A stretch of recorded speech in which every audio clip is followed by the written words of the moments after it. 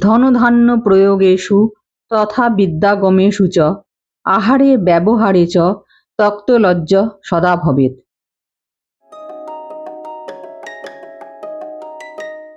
অর্থাৎ সম্পত্তি, শস্য ইত্যাদি ক্রয় বিক্রয়ের সময়, বিদ্যার্জনের সময়, ভোজন করবার সময় এবং লোকজনের সঙ্গে নিত্যনৈমিত্তিক আচরণের সময় সর্বদা লজ্জা ত্যাগ করবে।